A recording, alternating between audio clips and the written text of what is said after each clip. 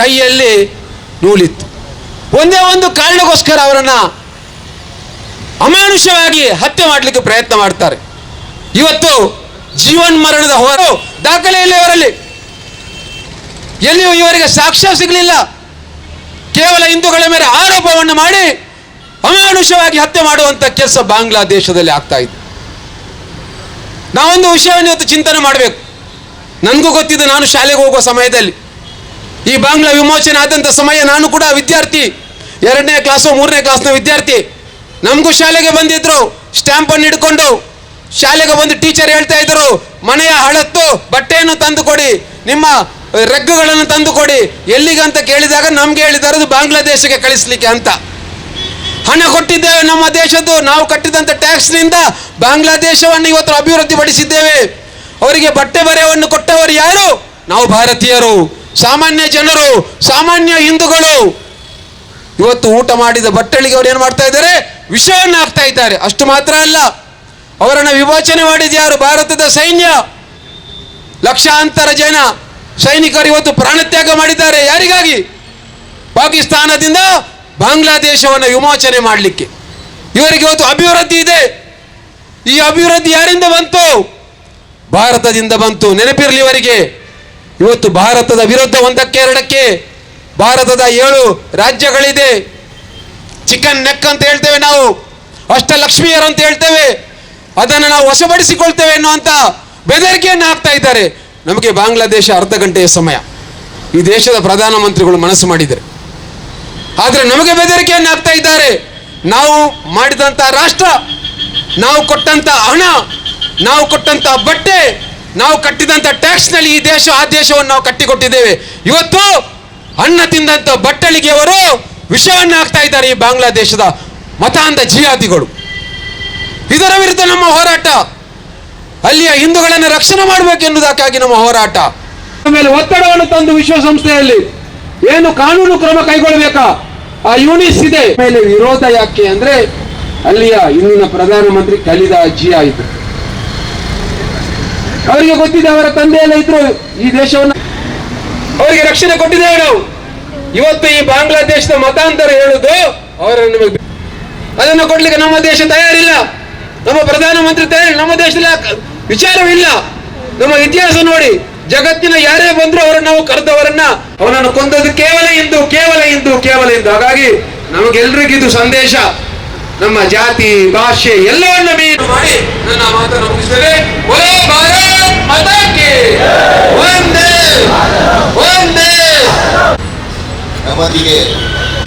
ಕ್ರೂರತ್ವ, ರಾಕ್ಷಸಿ ತತ್ವವನ್ನ ಹೇರ್ತಾ ಇರ್ತಕ್ಕಂಥ ಜನ ಗರ್ಜನೆಯನ್ನ ಮಾಡ್ಲಿಕ್ಕೆ ಆರಂಭ ಮಾಡ್ತಾ ಇದ್ದಾರೆ. ಆಯಾಯ ಸಂದರ್ಭಗಳಲ್ಲಿ ಹಿಂದೂ ಸಮಾಜವನ್ನ ಜಾಗೃತಿ ಮಾಡ್ತೇವೆ.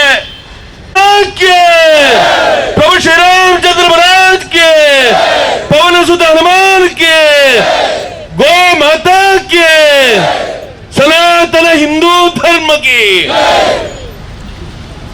ಕಾರ್ಯಕರ್ತ ಬಂಧುಗಳೇ ಮತ್ತು ಪತ್ರಕರ್ತ ಬಂಧುಗಳೇ, ಇವತ್ತಿನ ಈ ಪ್ರತಿಭಟನೆ ಯಾಕೋಸ್ಕರ ಅಂತ ಕೇಳಿದ್ರೆ, 2 ಮಹತ್ವದ ವಿಚಾರವನ್ನ ಇವತ್ತು ಸಮಾಜದ ಮುಖಾಂತರ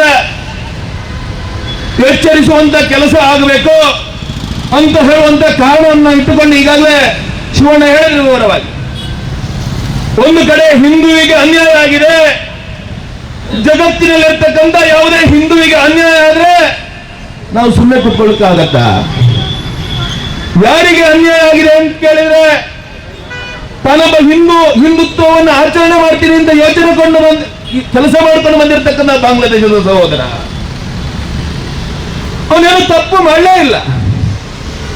ಯಾಕೆ ಶಿಕ್ಷೆ ಕೊಡಬೇಕು ಅಂತ? ತಪ್ಪು ಮಾಡದೇ ಇದ್ರೆ ಯಾಕೆ ಶಿಕ್ಷೆ ಕೊಡಬೇಕು? ಅವನನ್ನು ಭೀಭತ್ಸವಾಗಿ ಹತ್ಯೆ ಮಾಡ್ತಾರೆ ಎಲ್ಲ ಉಲ್ಲೇಖವನ್ನ ಮಾಡಿದರು. ಒಬ್ಬ ಹಿಂದುವಿನ ಮೇಲೆ ಅನ್ಯಾಯವಾಗಿ ಹತ್ಯೆ ಆಯಿತು.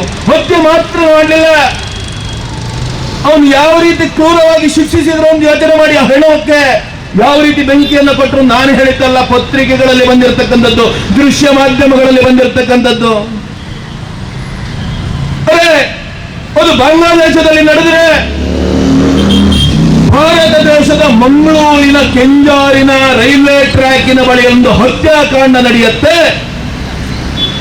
ಯಾವ ರೀತಿಯ ಹತ್ಯಾಕಾಂಡ ಅಂತ ಹೇಳಿದ್ರೆ ನನಗೇನು ಇಲ್ಲಿ ಬಂದಾಗ ನೆನಪಾಗಿರ್ತಕ್ಕಂಥದ್ದು ಈ ದೇಶದ ಸ್ವಾತಂತ್ರ್ಯದ ಹೋರಾಟದ ಸಂದರ್ಭದಲ್ಲಿ ಜಲಿಯನ್ ವಾಲಾಬಾಗ್ ಅಂತಹುವಂತ ಜಾಗದಲ್ಲಿ ಒಂದು ಹತ್ಯಾಕಾಂಡ ನಡೀತು.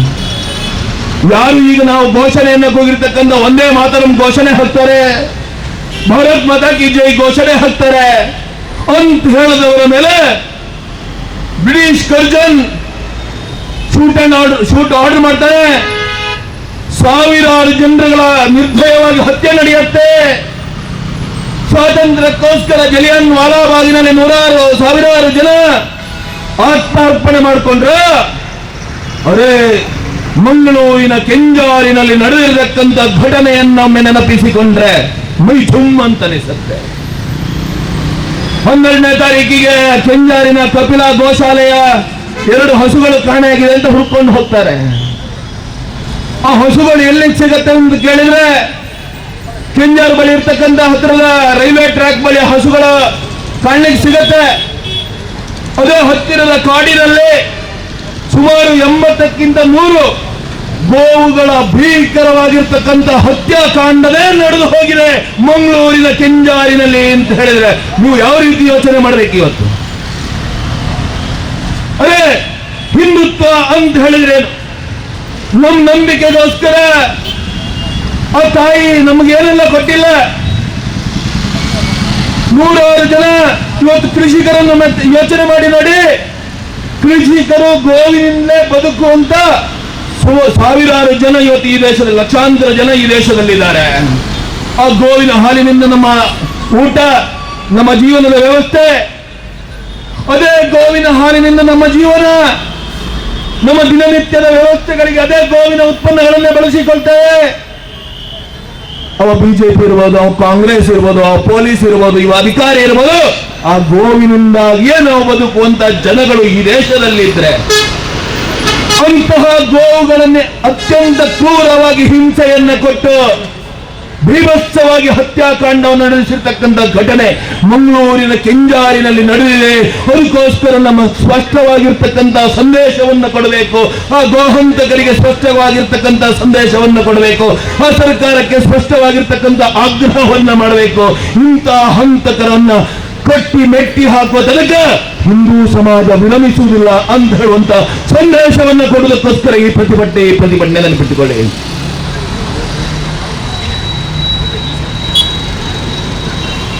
ಗೋವಿನ ಹತ್ಯೆ ಮಾಡ್ತಾರೆ. ಈ ರಾಜ್ಯದ ಒಂದು ಕಾನೂನು ಇದೆ, ಗೋ ಹತ್ಯೆ ನಿಷೇಧ ಕಾನೂನು ಈ ರಾಜ್ಯದಲ್ಲಿ ಪರಿವರ್ತನೆಯಾಗಿ ಮಂಡನೆಯಾಗಿ ಈ ರಾಜ್ಯದಲ್ಲಿ ಜಾರಿಗೆ ತಂದ ನಂತರ ಆ ಗೋ ಹತ್ಯೆ ಮಾಡ್ತಾನೆ, ಅಕ್ರಮವಾಗಿ ಕಳ್ಳ ಸಾಗಣೆ ಮಾಡ್ತಾನೆ, ಆ ವಾಹನವನ್ನು ಮುಟ್ಟುಗೋಲು ಹಾಕಬಹುದು. ಇದು ಸರ್ಕಾರಿ ಕಾನೂನು. ನಮ್ಮ ರಾಜ್ಯ ಸರ್ಕಾರ ಇವತ್ತು ಯೋಚನೆ ಮಾಡಿದೆ. ಮಂಗಳೂರಿಗೆ ಮುಖ್ಯಮಂತ್ರಿಗಳು ಬಂದಾಗ ಯಾರೋ ಹೇಳಿದ್ರು ಕಿವಿಯಲ್ಲಿ, ನಮ್ಗೆ ತೊಂದರೆ ಆಗ್ತಾ ಇದೆ, ನಮ್ಮೂರಿಗೆ ತೊಂದರೆ ಆಗ್ತಾ ಇದೆ ಅಂತ ಹೇಳಿದ್ರು. ಬೆಂಗಳೂರಿಗೆ ಹೋದಾಗ ಅನಿಸ್ತು ಇವರಿಗೆ, ಯಾವುದೋ ಒಂದು ವರ್ಗವನ್ನ ತುಷ್ಟೀಕರಣಗೊಳಿಸುವ, ಓಲೈಕೆಗೊಳಿಸುವ ಕಾರಣಕ್ಕೋಸ್ಕರ ಆ ಗೋಹತ್ಯೆ ನಿಷೇಧ ಕಾನೂನಲ್ಲಿ ಸ್ವಲ್ಪ ಬದಲಾವಣೆ ತರಲಿಕ್ಕೆ ಯೋಚನೆ ಮಾಡಿದ್ರು. ಗೊತ್ತಿದ್ದವರಿಗೆ ಬದಲಾವಣೆ ಮಾಡಿದ್ರೆ ಇಲ್ಲಿ ಹಿಂದೂ ಸಮಾಜ ಇದ್ದಾಳ್ತ ನಮ್ಗೆ ಕೂತ್ಕೊಳ್ಳಿಕ್ಕೆ ಬಿಡೋದಿಲ್ಲ, ಕುರ್ಚಿ ಅಲ್ಲಾಡ್ತಾ ಇದೆ, ಅಲ್ಲ ನನ್ನ ಕೊನೆ ಕಾಲ ಬರ್ತದ ಅಂತ ಅನಿಸಿತ್ತು. ಅದೃಷ್ಟವಶಾತ್ ಆ ಕಾನೂನು ಹಾಗೆ ಈಗ ಇವತ್ತು ಉಳ್ಕೊಂಡಿದೆ. ನಾನು ಮೊನ್ನೆ ಒಂದು ಕಾರ್ಯಕ್ರಮದಲ್ಲಿ ಪ್ರಶ್ನೆ ಮಾಡಿದ್ದೆ. ಒಂದು ಇನೋವಾ ವಾಹನದಲ್ಲಿ 7 ಜನ 1+6 ಬಹುಶಃ ಅದರಲ್ಲಿ ವ್ಯವಸ್ಥೆ ಇರ್ತಕ್ಕಂಥ RTO ಕಾನೂನಲ್ಲಿ ಇರ್ತಕ್ಕಂಥದ್ದು 7 ಜನ ಪ್ರಯಾಣಿಸಬಹುದಾದಂತಹ ಇನೋವಾದಲ್ಲಿ ಸುಮಾರು 5ಕ್ಕಿಂತ ಹೆಚ್ಚು ದೊಡ್ಡ ದೊಡ್ಡ ಹಸುಗಳನ್ನು ಕೈಕಾಲುಗಳನ್ನು ಕಟ್ಟಿ ಅತ್ಯಂತ ಭೀಭತ್ಸವಾಗಿ ವಾಹನದಲ್ಲಿ ಸಾಗಾಟ ಮಾಡ್ತಾರೆ ಅಂತ ಹೇಳಿದ್ರೆ, ಜೀವಂತ ಹಸು. ಆ ಗೋವಿನ ಪರಿಸ್ಥಿತಿ ಯಾವ ರೀತಿ ಇರಬಾರ್ದು, ಯಾವ ರೀತಿ ಇರ್ಬೋದು ನೀವು ಯೋಚನೆ ಮಾಡಿ ನೋಡಿ. ನಾನು ಯಾರನ್ನು ಉದ್ರೇಕಿಸುವುದಕ್ಕೋಸ್ಕರ ಮಾತಾಡ್ತಾ ಇಲ್ಲ, ಯಾರಿಗೂ ನೋವಾಗಬೇಕು ಅಂತ ಮಾತಾಡ್ತಾ ಇಲ್ಲ. ಇರ್ತಕ್ಕಂಥ ವಾಸ್ತವಿಕತೆಯನ್ನು ಸಮಾಜದ ಮುಂದೆ, ಇಲಾಖಾ ಅಧಿಕಾರಿಗಳ ಮುಂದೆ ತರಲಿಕ್ಕೆ ಇಚ್ಛೆ ಪಡ್ತಾ ಇದ್ದೀನಿ. ಅತ್ಯಂತ ಕ್ರೂರವಾದ ಮಾನಸಿಕತೆಯನ್ನು ಹೊಂದಿರತಕ್ಕಂಥ ಗೋಹಂತಕರು ಆ ಕೆಂಜಾರು ಪರಿಸರದ ಅನೇಕ ಮನೆಗಳ ಗೋವುಗಳನ್ನು ಕಳ್ಳತನ ಮಾಡ್ತಾರೆ. ಕಳ್ಳತನ ಮಾಡಿ ಯಾವುದೋ ಗುಡ್ಡದಲ್ಲಿ ಅಕ್ರಮವಾದ ಅದನ್ನು ಹತ್ಯೆ ಮಾಡ್ತಾರೆ. ಅದನ್ನು ಯಾವುದೋ ಅನಧಿಕೃತ ಬೀಫ್ ಸ್ಟಾಲ್ಗಳಿಗೆ ಕೊಡ್ತಾರೆ. ಇವತ್ತು ಸಮಾಜದ ವಾತಾವರಣವನ್ನು ಹೇಗೆ ಒಳ್ಳೇದು ಮಾಡ್ಬೋದು ನೀವು ಯೋಚನೆ ಮಾಡಿ. ಯಾರು ತಪ್ಪು? ಅಧಿಕಾರಿಗಳ ತಪ್ಪ? ಹಿಂದುವಿನ ತಪ್ಪ? ಅಲ್ಲ, ಈ ಸಮಾಜವಾದ ವಾತಾವರಣ ಸ್ವಾಸ್ಥ್ಯವನ್ನ ಹಾಳು ಮಾಡಬೇಕು ಅಂತ ಕಾರಣವನ್ನ ಇಟ್ಟುಕೊಂಡು ಭೀಕರವಾಗಿರ್ತಕ್ಕಂಥ ಹತ್ಯಾಕಾಂಡ ಮಾಡ್ತಾ ಇರ್ತಕ್ಕಂಥ ಗೋಹಂತಕರು ದುಷ್ಟಶಕ್ತಿಗಳ ತಪ್ಪ ವಿಷಯ ಮಾಡಿ ನೋಡಿ. ಒಂದೊಂದು ಇನೋವಾದಲ್ಲಿ, ಒಂದೊಂದು ವಾಹನಗಳಲ್ಲಿ, ಸಣ್ಣ ಸಣ್ಣ ಕಾರುಗಳಲ್ಲಿ, ಒಂದೊಂದು ಆಲ್ಟೋ ಕಾರ್ನಲ್ಲಿ 4-5 ವಾಹನ ಗೋವುಗಳನ್ನು ಅಕ್ರಮವಾಗಿ ಸಾಗಾಟ ಮಾಡ್ತಾ ಇದ್ದಾರೆ. ಅದೇ 2 ದಿನಗಳ ಬಳಿಕ ಬಜ್ಪೆ ಏರ್ಪೋರ್ಟಿನ ಬಳಿ ನಮ್ಮ ಕಾರ್ಯಕರ್ತರು ಒಂದು ವಾಹನವನ್ನು ತಡೆದ್ರು. ಈ ಘಟನೆಯ ನಂತರ ಅಲ್ಲೇ ಒಂದು ಓಮ್ನಿ ಕಾರ್ನಲ್ಲಿ 4-5 ಹಸುಗಳನ್ನ ಸಾಗಾಟ ಮಾಡ್ತಾ ಇದ್ದಾರೆ ಅಂತ ಹೇಳಿದ್ರೆ ಇವರು ಅಹಂಕಾರ, ದರ್ಪ ಎಷ್ಟಿರಬೇಕು? ಸಮಾಜ ಯೋಚನೆ ಮಾಡ್ತಾ ಇದೆ ತಾನೆ. ಒಂದೊಂದು ಪ್ರಹಾರಗಳಿಗೆ ಒಂದಷ್ಟು ತಡೆ ಇರುತ್ತೆ, ಒಂದೊಂದು ನಿಲುವುಗಳಿಗೂ ಆಗಾಗ ಬದಲಾವಣೆಗಳು ಆಗ್ತಾನೆ ಇರುತ್ತೆ. ಹಿಂದೂ ಸಮಾಜ ಅತ್ಯಂತ ಶ್ರೇಷ್ಠವಾಗಿರ್ತಕ್ಕಂಥ ನಂಬಿಕೆ ಚಲಿಸುವ ದೇವಾಲಯ ಅಂತ ಕರೆಸಿಕೊಂಡು ಬಂದಿರತಕ್ಕಂಥ ತಾಯಿ ಗೋಮಾತೆಯ ಮೇಲೆ ಈ ರೀತಿಯ ಪ್ರಹಾರ, ಹಿಂದೂ ಸಮಾಜದ ನಂಬಿಕೆಗಳ ಮೇಲೆ ಗದಾ ಪ್ರಹಾರವನ್ನು ಪದೇ ಪದೇ ಮಾಡ್ತಾನೆ ಹೋದ್ರೆ ಹಿಂದೂ ಸಮಾಜನ ಯೋಚನೆ ಮಾಡ್ಬೇಕು ತಾನೆ. ಅದೃಷ್ಟ, ನಾನು ಅನೇಕ ಬಾರಿ ಇದೇ ಜಾಗದಲ್ಲಿ ಭಾಷಣದಲ್ಲಿ ಹೇಳಿದ್ದೇನೆ, ಪಾಕಿ ಹಾಕೊಂಡಿರ್ತಕ್ಕಂಥ ಪೊಲೀಸ್ ಇಲಾಖೆಗೆ ತಾಕತ್ತಿದ್ರೆ ಇದನ್ನು ನಿಲ್ಲಿಸಿ ಅಂತ. ಆದ್ರೆ ಮಂಗಳೂರಿಗಳ ಅದೃಷ್ಟ ಏನಪ್ಪಾ ಅಂತ ಕೇಳಿದ್ರೆ, ಇಲ್ಲಿರ್ತಕ್ಕಂಥ ಒಬ್ಬ ಒಳ್ಳೆಯ ಕಮಿಷನರ್ ಸುಧೀರ್ ಕುಮಾರ್ ರೆಡ್ಡಿ ಮತ್ತೆ ಅವ್ರ ತಂಡ ಇವತ್ತು ಅದ್ಭುತವಾಗಿರ್ತಕ್ಕಂಥ ಕಾರ್ಯವನ್ನು ನಿರ್ವಹಿಸುವುದರ ಮುಖಾಂತರ ಸಂವಿಧಾನದಲ್ಲಿ ಏನು ಹೇಳಿದೆ, ಆ ಗೋಹತ್ಯಾ ನಿಷೇಧ ಕಾನೂನನ್ನು ಅಕ್ಷರಶಃ ಜಾರಿ ಮಾಡುವಂತ ಕೆಲಸದಲ್ಲಿ ಅದ್ಭುತವಾಗಿರ್ತಕ್ಕಂಥ ಕೆಲಸವನ್ನು ನಿರ್ವಹಿಸಿದೆ. ಅದಕ್ಕೋಸ್ಕರ ನೀವೆಲ್ಲರೂ 2 ಕೈಗಳನ್ನ ತಟ್ಟಿ ಒಮ್ಮೆ ಚಪ್ಪಾಳೆ ಮುಖಾಂತರ ಅವರನ್ನು ಅಭಿನಂದಿಸುವಂತ ಅವಶ್ಯಕತೆ ಇದೆ. ಯಾಕೆ ಅಂತ ಕೇಳಿದ್ರೆ ಅವರನ್ನು ಮೆಚ್ಚಿಸುವುದಕ್ಕೋಸ್ಕರ ಅಲ್ಲ, ಅವ್ರು ಮಾಡಿರ್ತಕ್ಕಂಥ ಕೆಲಸಕ್ಕೆ ಯಾರು ನಾನು ಪುನಕ್ಕೆ ಮತ್ಸರ ಇಲ್ಲ. ಒಳ್ಳೆ ಕೆಲಸ ಮಾಡ್ತೀರ, ನಾವು ಅಭಿನಂದನೆ ಸಲ್ಲಿಸ್ತಾನೆ, ಅವ್ರಿಗೇನು ಅಡ್ಡಿ ಇಲ್ಲ. ಆದ್ರೆ ಇವತ್ತು ಆಗ್ಬೇಕಾದ್ದು ನಿಮ್ಮ ಹತ್ರ ಒಂದಷ್ಟು ಕೆಲಸಗಳು ಬಾಕಿ ಇದೆ. ಇವತ್ತು ಈ ರೀತಿಯ ಗೋ ಹತ್ಯಾಕಾಂಡ ನಡೆದ್ರೆ ಅದರ ಹಿಂದೆ ಯಾರೋ ಒಬ್ಬ ಇಬ್ಬರು ಇರ್ತಕ್ಕಂಥದ್ದಲ್ಲ, ಅದರ ಹಿಂದೆ ದೊಡ್ಡದಾಗಿರ್ತಕ್ಕಂಥ ಗುಂಪೇ ಇದೆ, ದೊಡ್ಡದಾಗಿರ್ತಕ್ಕಂಥ ದುಷ್ಟಶಕ್ತಿಗಳೇ ಇದ್ದಾರೆ, ಅದರ ಹಿಂದೆ ದೊಡ್ಡದಾಗಿರ್ತಕ್ಕಂಥ ಲಾಬಿನೇ ಇದೆ. ಆ ಲಾಬಿಯನ್ನ, ಆ ದುಷ್ಟಶಕ್ತಿಗಳನ್ನ ಮಟ್ಟ ಹಾಕ್ಬೇಕು ಅಂತ ಹೇಳಿದ್ರೆ ನಮಗೊಂದು ವಿಶ್ವಾಸ ಇದೆ. ಇಷ್ಟರ ತನಕ ಕೆಲವು ಕಡೆಗಳಲ್ಲಿ ಕಾನೂನು 100% ಪಾಲನೆ ಆಗ್ತದ ಗೊತ್ತಿಲ್ಲ. ಆದ್ರೆ ಇವತ್ತು ಮಂಗಳೂರಿನಲ್ಲಿ ನಿಮ್ಮ ಮೇಲೆ ವಿಶ್ವಾಸ ಇಟ್ಟಿದ್ದೇವೆ. ಆ ಕಾನೂನನ್ನ ಪಾಲನೆ ಮಾಡುವಂತದ್ದು, ಸಂವಿಧಾನದ ರಕ್ಷಣೆ ನಿಮ್ಮ ಕರ್ತವ್ಯ ಏನಿದೆ, ನಾವೇನು ಅಡ್ಡಿ ಬರುವುದಿಲ್ಲ. ಸಂವಿಧಾನದ ರಕ್ಷಣೆ ನಿಮ್ಮ ಹೊಣೆ, ಅದಕ್ಕೆ ನಾವೇನು ಅಡ್ಡಿ ಬರುವುದಿಲ್ಲ. ದಯವಿಟ್ಟು ವಿನಂತಿ ಮಾಡ್ತಾ ಇದ್ದೀವಿ, ಆ ದುಷ್ಟಶಕ್ತಿಗಳ ಮೇಲೆ ಯಾವ ಯಾವ ಕೇಸುಗಳನ್ನು ಹಾಕಬಹುದು ನಾನು ಹೇಳುವುದಿಲ್ಲ, ನಿಮ್ಗೆ ಬಿಟ್ಟದ್ದು. ಆದ್ರೂ ನೆನಪು ಮಾಡ್ತೇನೆ, ಗೂಂಡಾ ಕಾಯ್ದೆ ಹಾಕಿ, ರಾಷ್ಟ್ರದ್ರೋಹದ ಕೇಸು ಹಾಕಿ, ಕೋಕಾ ಕಾಯ್ದೆ ಹಾಕಿ, ಯಾವುದು ಬೇಕಾದ್ರೂ ಮಾಡಿ ನಾವೇನೋ ಹೇಳುವಂತದ್ದಲ್ಲ. ಆದ್ರೆ ನಮಗೆ ನೆಮ್ಮದಿ ಬೇಕು, ಹಿಂದೂ ಸಮಾಜಕ್ಕೆ ನೆಮ್ಮದಿ ಬೇಕು, ಈ ದೇಶ, ಈ ಭಾರತೀಯರಿಗೆ ಸ್ವಾಸ್ಥ್ಯ ಸಮಾಜದ ನಿರ್ಮಾಣ ಆಗಬೇಕು. ಇದು ನಮ್ಮ ಉದ್ದೇಶ. ಸ್ವಾಸ್ಥ್ಯ ಸಮಾಜದ ನಿರ್ಮಾಣ ನಮ್ಮ ಉದ್ದೇಶ. ಭಯೋತ್ಪಾದನೆ ಮಾಡುವವರಲ್ಲ, ಸ್ವಾಸ್ಥ್ಯ ಸಮಾಜದ ನಿರ್ಮಾಣಕ್ಕೋಸ್ಕರ ಯಾವ ರೀತಿಯಲ್ಲಾದರೂ ಈ ಗುಂಪನ್ನ, ಈ ದುಷ್ಟಶಕ್ತಿಯನ್ನ ಮಟ್ಟ ಹಾಕುವಂತ ಕೆಲಸವನ್ನು ನೀವು ಮಾಡಬೇಕು ಅಂತ ಒಂದು ಆಗ್ರಹವನ್ನು ಮಾಡ್ತಾ ಇದ್ದೀವಿ. ಎರಡನೇದು, ಈ 100ಕ್ಕಿಂತ ಹೆಚ್ಚು ಗೋವಿನ ಕಳೇಬರಗಳು, ಅವಶೇಷಗಳು ಸಿಗ್ಬೇಕಾದ್ರೆ ಅದಕ್ಕೆ ಸಪೋರ್ಟ್ ಮಾಡುವಂತ ಒಂದಷ್ಟು ಅಂಗಡಿಗಳು, ಬೀಫ್ ಸ್ಟಾಲ್ಗಳಿರ್ಬೋದು, ಅದು ಯಾವುದೋ ಹೋಟೆಲ್ಗಳಿರ್ಬೋದು, ಅದನ್ನು ಎನ್ಕ್ವೈರಿ ಮಾಡ್ಬೇಕು ತಾನೆ. ಅಕ್ರಮವಾಗಿರ್ತಕ್ಕಂಥ ಈ ರೀತಿಯ ದನದ ಮಾಂಸ ಬರಬೇಕು ಅಂತ ಹೇಳಿದ್ರೆ ಅವ್ರಿಗೂ ಪರ್ಮಿಷನ್ ಇಲ್ಲ. ಆ ಎಲ್ಲ ಬೀಫ್ ಸ್ಟಾಲ್ಗಳ ಪರ್ಮಿಷನ್ಗಳನ್ನ ಪರಿಶೀಲಿಸಿ ಅವ್ರಿಗೆ ಎಲ್ಲಿಂದ ಬರುತ್ತೆ ಇದು, ಪರಿಶೀಲನೆಯನ್ನು ಮಾಡಬೇಕು ಅಂತ ಹೇಳುವಂತ ಆಗ್ರಹವನ್ನು ಎಲ್ಲ ಸಭಿಕರ ಪರವಾಗಿ ನಾನು ಮಾಡ್ತಾ ಇದ್ದೀನಿ. ಮೂರನೇದು ಆಗ್ರಹ, ಇವತ್ತು ಇಸ್ಲಾಂ ಮತದಲ್ಲಿ ಕೊಳ್ಳತನ ಮಹಾಪಾಪ ಅಂತ ಇದೆ.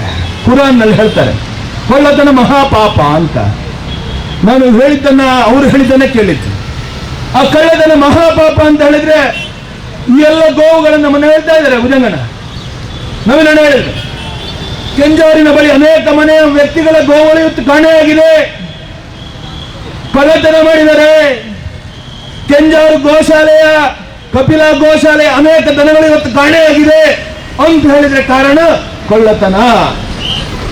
ನಾನಿವತ್ತು ಆಗ್ರಹ ಮಾಡ್ತಾ ಇದ್ದೀನಿ, ನೀವು ಭಾರತೀಯರೇ, ಈ ದೇಶದ ಮಣ್ಣಿನಲ್ಲೇ ಜೀವನ ಮಾಡುವಂತವರು, ಅದಕ್ಕೋಸ್ಕರ ನೀವು ಇವತ್ತು ನಿಶ್ಚಯ ಮಾಡಿ ಯಾರು ಹಿಂದೂಗಳ ಭಾವನೆಗಳಿಗೆ ಧಕ್ಕೆ ತರುವಂತ ಗೋವನ್ನ ಅಕ್ರಮವಾಗಿ ಕಳ್ಳತನ ಮಾಡಿ ಗೋ ಹತ್ಯೆ ಮಾಡ್ತಾರೋ ಅವರ ವಿರುದ್ಧ ಫತ್ವಾ ಹೊರಡಿಸ್ತೇವೆ ಅಂತ ಒಂದು ನಿಶ್ಚಯವನ್ನು ಮಾಡಿ ನಾವು ನಿಮಗೆ ಶಾಬಾಸ್ ಹೇಳ್ತೀವಿ, ನಾವು ನಿಮ್ಗೆ ಶಾಬಾಸ್ ಹೇಳ್ತೀವಿ. ಯೋಚನೆ ಮಾಡಬೇಕಲ್ಲ. ಹಿಂದುತ್ವದ ಮೇಲೆ ಪ್ರಹಾರಗಳು ನಡೆದಾಗ ಹಿಂದೂ ಸಮಾಜ ಒಗ್ಗಟ್ಟಾಗಿ ಗರ್ಜನೆ ಮಾಡದೇ ಇದ್ರೆ, ನಾನು ಗರ್ಜನೆ ಮಾಡ್ಬೇಕು ಯಾಕೆ ಪದೇ ಪದೇ ಹೇಳ್ತೇನೆ ಅಂತ ಕೇಳಿದ್ರೆ ನನಗಿರುತ್ತೆ ಅವು ಆಪೇದಾನ ಇಲ್ಲ ಅಂತ ಬೆತ್ತ ಹೋಗ್ತು, ನಿಮ್ದೆಲ್ಲ ಸಮಸ್ಯೆ ಇದ್ದು ಅಂತ. ನಾಳೆ ನಮ್ಮಲ್ಲಿ ಅಂತ ಬೆತ್ತನೆ ಹೋಗುದು. ಇದು ನಮ್ಮಲ್ಲಿ ನಡೆದಿರ್ತಕ್ಕಂಥ ಘಟನೆಗಳು. ಮತ್ತೆ ಅವರಿಗೆ ನಾನು ಹೇಳಿದೆ, ಅವರಿಗೆ ಕ್ರೂರತ್ವ ಮಾತ್ರ ನನ್ನ ಹತ್ತಿರದ ಮನೆಯವ, ನನ್ನ ಫ್ರೆಂಡು, ನನ್ನ ಕ್ಲಾಸ್ಮೇಟು ಯಾವುದೂ ಇಲ್ಲ.